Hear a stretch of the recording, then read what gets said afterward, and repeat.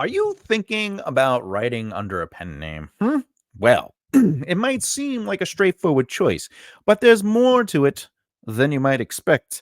And I'm going to go over some of the pros and cons of using a pen name and how it can shape your writing career.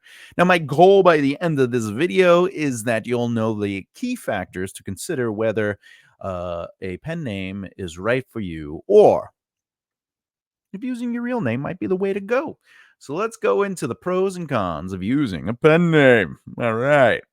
We're here with the big red wall. Now, a pen name can offer many things from privacy to creative freedom and even a way to separate different genres you write in. Now, but I should say there are drawbacks to this, between the marketing challenges and political legal issues. What? Legal issues? Yeah, that's right. Okay, but a pen name also known as a pseudonym, okay, or a nom de plume, can be helpful for writers, offering several potential advantages. So let's talk about the 5 advantages of using a pen name. So this is 5 advantages of using a pen name. The first is obviously, or maybe not obviously, privacy protection. For writers who really want to, for you guys and ladies and gentlemen and theys and thems and others, if you want to keep your personal life kind of separate from your professional lives, a pen name provides a shield of protection. Especially if you want to write about very sensitive subjects. All right, sensitive genres. Maybe you yourself are like, I have things I want to say. I have a voice, but I don't know if I'm comfortable or confident enough to present that voice in this genre yet. Notable names might be Anne Rice. She used the pseudonym Anon de Plume when she was writing erotica, and then eventually, as her name grew and built, and through the Vampire Chronicles, etc., she ended up going, all right, you know what? I'm going to take this and put this back under my name. So there is that. I always tell the joke because my name in Italiano is Tommaso Joseph Bellezza, right? But I say I have a stage name. It's Thomas J. Bellezza, which is as American English as you can get. But when I used to do music, I did use 2 different names. I had my stage name, which was Lord Telmon Altanian, and I played a character. We dressed up on stage. It was theatrical doom, progressive doom metal with the theatrics, all that big stuff. But when I dealt with business, I always said you gotta, even if I was in costume, right? People were like, "Oh, we're interested." I go, "You have to talk to my twin brother Thomas." And they'd be like, "You have a twin brother?" And I'm like, "Yes." And then I would run off. I would get changed. And then I would turn into Thomas J. Bellezza, which was basically my civilian clothes. And they'd be like, "Oh my God, you are like 2 different people." And I go, "Yeah, I like to keep them separate." And they would be in on the joke, obviously, because my band had thegreatestband.com, right? And we leaned into the farce of it. Like we were serious musicians with like crazy music, but at the same time, we're like, of course you're clapping, and like it was a persona. So sometimes a pseudonym can be helpful and playful for your career. It could allow you to separate the business. I want to deal with the behind the scenes with my real name, so people, take the business seriously, but artistically, I'm going to use a different name. So that is one of the advantages of the privacy protection. Is look, I don't want people to look at me like a musician or a writer or an actor or whatever the case may be. I want people to look at me as Thomas J. Bellezza when I'm doing business, but at the same time, I also want to keep my private life away from people. One of the advantages in the music industry is people didn't know how to find me as me, and as the old saying goes, when you're out on tour, everyone's like, "Oh, you're so dreamy." I'd be like, "Well, what's my real name?" And they'd be like, Lord Tilman Altani. I go, "Well, then I'm not interested," because they don't know who I am. And it's a nice protective element of privacy. The second is creative freedom. So again, you know, uh, having a pen name liberates you and other writers from the expectation associated with their real identity. This freedom can encourage experimentation with different writing styles, genres, or voices. You might be known, okay, for writing children's books or maybe epic fantasy, and you say to yourself, I kind of want to write a romance novel or whatever the case may be. Maybe I want to do chapter books, right? A pen name might give you the opportunity to sort of like detach yourself from your branded voice and genre. Now, obviously, I'm sort of on the table of saying just use your real name, because if I'm gonna write, I have self help books, I have poetry books, and I have epic fantasy books. Um, I want all those things to represent my brand. They all have a sense of something that identifies with my missions, morals, and my purposes. The style in which I write is very similar in all of them. I mean, the self help book is a lot more casual and straightforward, but the way I express myself is pretty similar to all three genres. But again, if you're Stephen King or um, what is it? What was you got who do you have? Nora Roberts, also known, but she also goes by JD Robb. Okay, so there's an example of an author who writes in different styles, and she likes to sort of use different names for that branding element. So, but someone like I'm saying, like someone like Stephen King, at this point in his career, if he wrote a children's book, they would expect it to have a Stephen King twist to it, like a darkness to it, a challenge to certain things.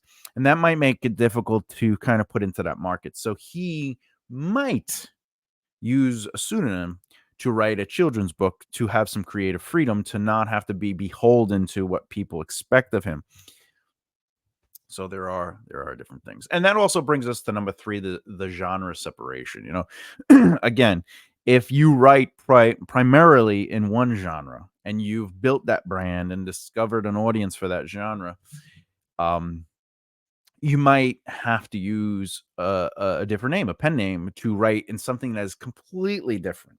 So if you're writing epic fantasy, right, and then you're like, but I kind of want to write chapter books, or I want to write romance, or I want to write a children's book, or I want to write a very specific a Christmas book or whatever. It might be best to use a different name. Now, if you're like me and you want to maintain your name, there is a way to expand your genre separation, and that is ultimately start writing in smaller adjustments from your main genre. So as you develop your brand, let's say I'm epic fantasy, I want to be I want to push the epic fantasy stuff, um, right? But I also want to write, and this is hypothetical, I'm just using it as an example. I want to write romance. So what I can do is, as I build my epic fantasy, start adding romantic through lines, not the happily ever afters and stuff like that, but show that you can do relationships, show that you can show the intricacy in different variations of relationships, the growth of love, right? And that would be an example of me kind of guiding my audience, going, he writes epic fantasy, but he also does really, really interesting romance threads. And then what I could do is maybe I can slowly lead to doing romantic epic fantasy. So now I'm still in my genre, but I have the subgenre of romance, and there it goes. And then maybe one day I could go from that to just straight fantasy, where it's, straight romantic books, where it is with the happily ever after, and it has some of the tropes in there, and or not tropes, but the things that are required of a happily, you have to have that nice, neat, cute, and all these other things. So that's a way I can kind of lead into that, where it goes, oh, this person does that, but they also kind of mix it, and then they also have that genre. And the same thing with horror. Let's say I did epic fantasy, I could write it with I could slowly lead in some horror elements, and then eventually do an epic fantasy horror, and then eventually do horror, right? So you can do that. However, if you wanted to separate the two and be like, well, I want to write a romance now, a pen name might be very advantageous for you. Another thing, if you're an established author looking to branch out and get newcomers, one of the things is you could just start over. If your books if you're just kind of falling into fatigue, or maybe you just want to try something new, and you're like, you know what, I just kind of want to play in another sandbox. A pseudonym can really help you out there. And again, this brings us back to Anne Rice with her erotica and her vampire books. It is one way to do it. I'd even loosely talk about Stephen King's son, who's an author. Um, his name is he goes by Joe Hill, right? So Joe Hill very much looks like a very young Stephen King.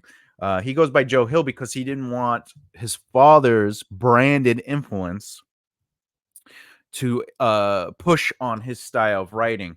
So uh, he let's see, what book did his son write? He wrote Heart Shaped Box. Um, he's let's see, he's his, no, his pen name is Joe. His real name is Joseph Hillstorm King, but he goes by Joe Hill. And let's see, he wrote the book Horns, which they made a movie about that book. So his style might touch on some horror elements, ghosts, and strange mythologies. He did Lock and Key, things like that. So but he has a fresh start to kind of earn his name, and without the pressure of his father's brand over him. Also, marketing advantages. In some cases, a strong pen name can be more memorable or genre appropriate than author names. I'm not sure if you know this, but Lee Child, who the British author who writes the Jack Reacher stuff, his real name is James Dover Grant, right? So he chose to go with a new name with the psychology. There's an interview he does with George R. R. Martin, and he talks about how, like, he was just like, well, Lee and Child, it's easy to remember. Child has a welcoming feel to it. Like, he put thought into it, and he was a writer for the CBE, I believe, the BBC. He was in the television industry in England and Britain, and yeah, because he was a British writer. And he basically his career changed because he was ultimately no longer working in that industry. And he was like, he was middle age-ish, and he was like, what should I do? I think I'm gonna write. And then he thought about it. He thought about the marketing element. So sometimes, like, my name is pretty long, Thomas J. Bellezza, or as Thomas Joseph Bellezza, right? So some might say, hey, why don't you shrink your name? Now, the reason I use my full name is because I had a career in music and then the entertainment industry. So my name has some sort of foundational growth to it. I put a lot of effort into it over the last 20 something years. So if I started a writing career today, I probably would have a different name, right? But because I've been writing and I've been a part of that industry, I've written screenplays and television stuff, and I worked on people's stuff. I'm a producer, all these other things, right? My name has a sort of value to it. It might not necessarily to you, my audience, because I'm brand new to you as viewers, because over the last 2 years I've been focusing solely on the novel element of my writing career, right? So I have to reestablish my audience, right? However, I still have the pull of the name, which I don't want to change, because what if I want to go to somebody for financing for something, or investors and things like that, or I want to whatever. I want my name to be associated with the quote unquote products, so I have influence or pull, right? But if I was starting out, Thomas J. Bellezza would kind of be a long name. But again, the reason I kept it is because in the music industry, I was associated with the band and being behind the scenes, which led to more opportunities when I started doing comedy, and then eventually acting, and then eventually this and that and that, right? But maybe I might change it from Thomas J. Bellezza to Tom Bell, right? Or Joseph Bell, right? So whatever the case, I might, you'll have to think of your name as a marketing. Do you have a hard, difficult, strange name? Maybe you have a nickname. Even Michael Douglas, the actor, right? So Michael Douglas's real name, Michael Douglas, not Michael Douglas. The Beetlejuice guy. Beetlejuice, Beetlejuice, Beetlejuice, Beetlejuice. Oh, Michael Keaton. So Michael Keaton's real name is Michael Douglas, right? So he's Michael John Douglas, and he changed it to Michael Keaton because in SAG union, the SAG, well, back then it was just SAG for him. In the union, when you get your union card, like I have a SAG card, right? So uh, when you choose your name, it cannot be associated with an established name. So there can never be another Thomas J. Bellezza.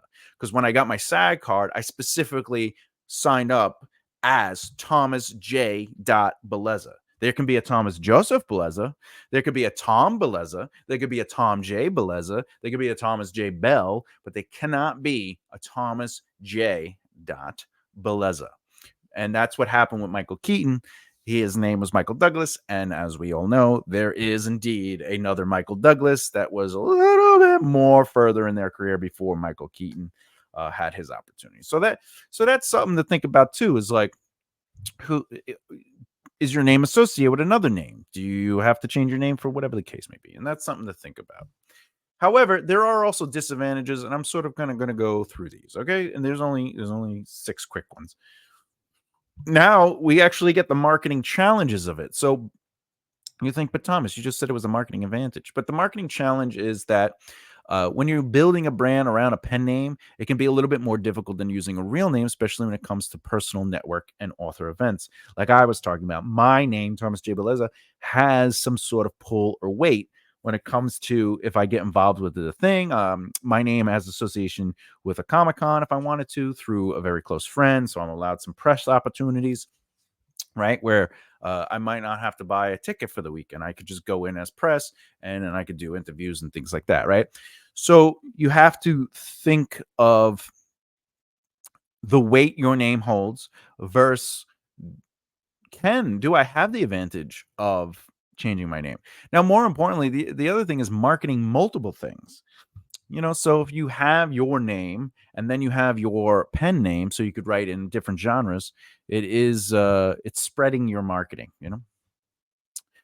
Uh, so that is a challenge, like you have to think about, like, are you losing anything by changing your name?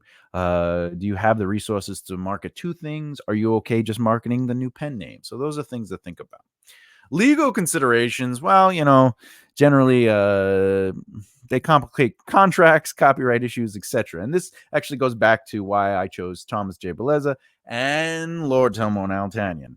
Lord Telmo Altanian never signed a contract. Thomas J. Bellezza did. So I didn't want to have to sign a contract. And then it also says, do you have any pseudonyms or alternate names? When I do copywriting for the band, I did have to add Telmo and Altanian, but it was Thomas J. Bellezza was the main writer, right? And then I added as a secondary because on the CD stuff, whenever for the rights of the songs, Telmorn technically is the performer because I'm performing. I'm the one singing and playing guitar, so I'm the performer, so I get performing rights. But in reality, it's me. So like it did complicate some of the contracts, and I learned early on. So that's why I just stick with my legal name. It really helps with that situation. Identity management. This kind of slips back into what I was saying earlier is if you have maintaining separate online presences for different pen names can be time consuming and potentially confusing to your audience. So again, if you have 3 or 4 pen names, you might be running into a little bit of hopscotch where you're running and jumping and stopping, throwing the rock. Where do I go? Can I go here? If you're doing just 2 different names, your real name and a pen name, that might work to your advantage if you're working in different genres. But however, it comes down to what your resources are. What's your bandwidth? Can you afford to physically put that kind of time into marketing 2 separate brands? So that's something to think about. Quattro. Authenticity concerns, right? So some readers value a personal connection with authors. Some readers value a personal connection with authors, which can be harder to establish with a pen name. So, again, you didn't know that Lee Child's name was not Lee Childs, just as you didn't know that Joe Hill's name, right? So, or even Michael Keaton's. I mean, we don't know that Michael Keaton's name is Michael Douglas. So sometimes it's okay, especially when you're starting from scratch. But if your pen name is outrageous, like Lord Telmo Haltanian, it might be an issue. So you have to really think about how crazy is your pen name versus how realistic is your pen name. So that's something to think about. Oh, potential for exposure. This is the digital age, so maintaining a complete and well, this is the thing. People are going to find you. You know what I'm saying? They're gonna be like, "Hey, you have the same name as this author." So does that create confusion, political damage, trust for readers? Maybe they'd be like, "Oh, I thought I didn't know you were using a name." I personally wouldn't worry about this, but this is a potential uh, uh, issue for some people. Where people have a distinct relationship with the author, and then they realize, oh, they have a whole different life. They write happy books. I want somebody who's always sad and depressed. So that could happen. It's something. Complications in literary recognition. Now, I really wouldn't really care too much about this one, but the reason I have it on there is because when it comes to awards, grants, and other forms of recognition, or recognition, I should, may be more complicated to claim or publicize when writing under a pen name. And again, this is why I use Thomas J. Bellezza. It's just very easy. If I want to get a grant, if I get an award, whatever the case may be, there's very few issues for confusion. The only reason this would benefit you, in a sense, is if you are starting from scratch. I have a slightly different position because I have a 20 plus career that has been building and establishing some sort of credit for my brand of Thomas J. Bellezza and the things I care about or stand for. So it might be a little bit more difficult for me. But if you're just starting out, this might not be an issue. However, if you decide to change your name or either back to your real name from a pen name, or eventually you want to use a pen name, that might be an issue. The real truth is just weigh your pros and cons. You know what I'm saying? All right. So let's do this real quick. Let's do the thought process. All right. Boop. Real name versus pen name. So for children's books, using their real name could build a wholesome, so if you use your real name, you could build that wholesome brand to it, but if you want to be a writer who writes adult thrillers, maybe you have to add that extra name. It's really up to you. So when you're doing this, right, think about what your plan is. It's always important to have a business plan, all right? Even if the business plan is just some goals, right? The 1, 3, 5, 7, and 10-year goals. And goals can't just be I want to make a living writing as an author. Goals are like milestones or accomplishments that have some sort of weight to them. Making money in the living is abstract, except for the fact, like, can I afford my overhead, right? So for me, success is about making a living within your field of interest. A living is not a lifestyle. It's affording your average monthly overhead. When it comes to goals, these are slightly different. So my goal might be to, for example, I want to establish a newsletter that has 4,000 people on it by the end of my third year, right? So that would be like a third year goal. But also, my first year goal might be to establish, if I was a starting out writer, I'd be like, to establish at least 3 or 4 familiar connections with podcasts, so I can get onto those podcasts and I have a circle of potential press, right? So those are like goals, right? But when it comes to your plan, you have to say to yourself, well, how do I want to allow my goals to influence my real name or my pen name? Am I trying to market the brand of children's books or adult thriller? Is there something that connects these books? Like for me, there are things that connect my books from the found family element, elevating others by through loyalty and supporting, work, grow, rise together. I mean, my nonprofit is called Team Rise Together, so it's about working, growing, and rising together. So a lot of those elements are always in the things I work in. Okay. The other thing is multiple pen names. You want to be careful with this because it could create confusion with advertisement and cost you a pretty dollar. Because remember, every time you advertise, you're basically starting over, right? When it comes to a new thing, like a new book or a new name, you're starting over. So the idea is to keep a consistency by creating a solid one style brand and then utilizing the umbrella technique where your brand represents these other things. And that's done through slowly incorporating elements beyond what you have. Niching down. Let's talk about this real quick. So, I'm sure you've heard of the term niching down, right? So, especially on YouTube, um, and if you're in the marketing industry, it's definitely like that's a term that they use, right? So, the purpose of niching down allows you to build an audience with a very specific genre or area. But Thomas, why are you telling me this? Well, that's a great question. See, if you choose a pen name or to use your real name, you could dedicate a great deal of your time in one genre, build that audience, and make a name for yourself. Once you've established yourself within the field, you can start branching out with close niches. As I said a little earlier, for example, like I said, if you're writing epic fantasy novels and you have a fan base within the genre and you're thinking, I'd really like to write a mystery. Well, you can, because what you do is exactly what I said. You can write a fantasy mystery, a fantasy mystery, right? Something with romance, with fantasy romance, right? But Thomas, what if I want to write children books after my fantasy career blows up? And by the way, that would be a great idea because children's books do sell, right? So fantasy children books are definitely a thing.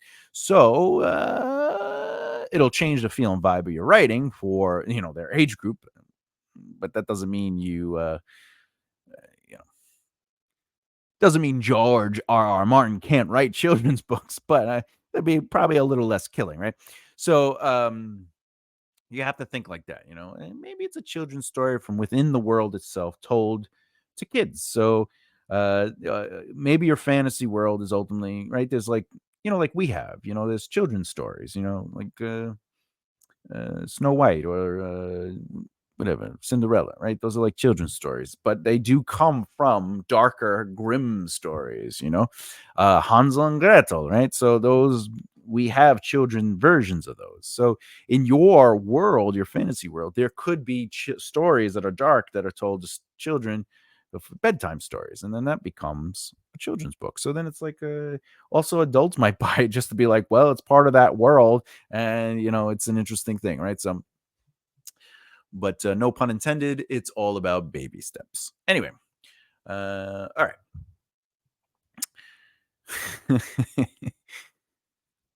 So let's keep going. Nice takeaway. Let's see.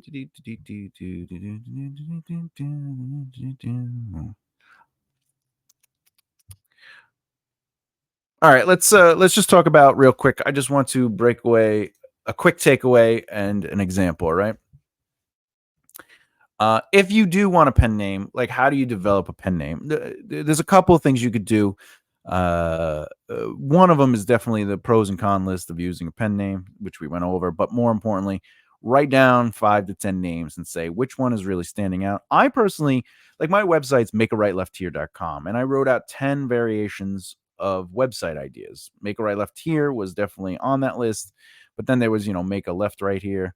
There was whatever the case. There was 10 of them, and then I went around to about 50 people, whatever the case may be, and I asked them which one do you like the most, and most people picked makearightlefthere.com. So I was like, great. So now my slogan is, do you have what it takes to make a right left here.com, right? So you could do that with your pen name and go to people you trust and be like, which one stands out the most. Now, how can you figure out names?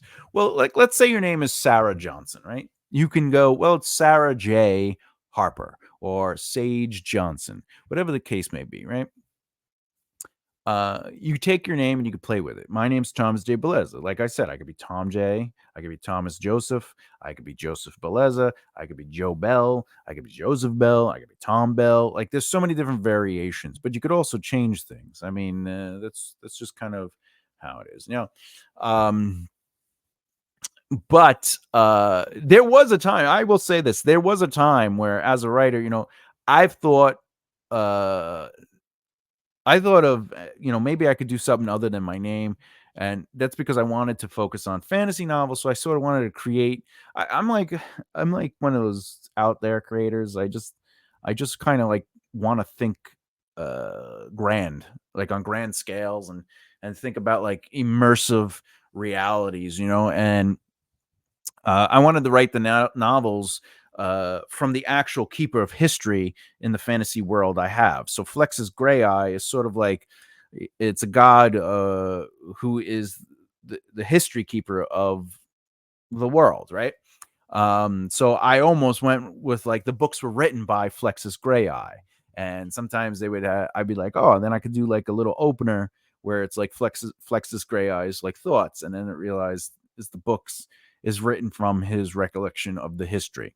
But then I was like, I think I'll just Thomas J. Bellezza because I put a lot of time into the brand, and plus it's very abstract, and I was like, I don't know. So but you can make up names too. What about changing it to Ara Osan, right? Ara Osan, whatever. You can do literally whatever you want. So that's like playing with Sarah Johnson, Ara Osan, right? So uh, find out what works for you and what you're comfortable with and play with it. Sarah without the S is Ara, and then Johnson without the J is Osan, right? Yeah, Osan. Anyway, final thoughts. Uh, anyway, whether you write under your real name or a pen name, what matters most is your connection with readers and the quality of your writing. Your brand reflects the value you bring and the message you represent. Now, the reality is choosing a pen name is just one step in developing your author brand. So, it's just one step in developing who you are as an author, your author's brand, your writing strategy, your style, writing, your voice. It's a decision that can evolve as you grow and as your goals change. So don't really feel like you can set it in stone. I mean, if your career is just starting, if you've been writing less than 10 years, like let's say you're in your first 3 years of like actually actively marketing yourself, not I've been writing for 30 years, right? Like how long have you been pushing yourself as an author? If it's less than 5 years, you still have time to kind of play with the name you want to do, unless you have an audience that is pretty massive. But many successful authors have used different names for different genres or at different stages of their career. Anne Rice being one of them, right? So consider your pen name as a tool in your writing toolkit. Like any tool, it can be incredibly useful in the right situation, but it's not always necessary. Some writers find that a pen name gives them the freedom to explore new genres or writing styles without the baggage of their existing reputation. Again, Stephen King writing children's books, right? So others prefer the authenticity of a personal connection, but that doesn't mean that you have to worry about that if your name isn't already developed. So as your writing journey continues, whether your name is real or not, it's just one part of your identity as an author. So focus on honing your craft, understanding your audience, and telling the stories that only you can tell, the stories that you need to tell, and allow your unique voice and perspective on what will truly set you apart in the crowded world of publishing. What is it you're trying to say with your stories? So if you choose a pen name, embrace it fully, build your author platform around it, engage with your readers throughout, and let it become a natural extension of your writing self. But always stay true to your core values and writing goals. Ultimately, the choice of name is yours. All right.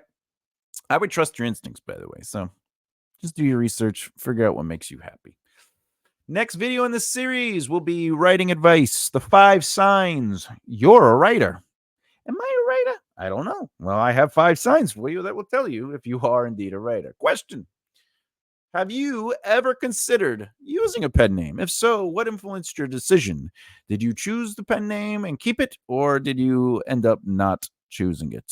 Share your thoughts in the comments below. Let people understand the journey. All right. Did you like what I said today or anything you saw? If you did, hit the subscribe button and the bell icon so you don't miss out. That'd be really great. And if you found this information helpful, giving a thumbs up really does help the channel. All right, I guess that's about it. I think we're done. It's time for the call out. Ready? As always, peace and harmony, truth and action, and keep developing the right mindset. I'll see you next time. Bye.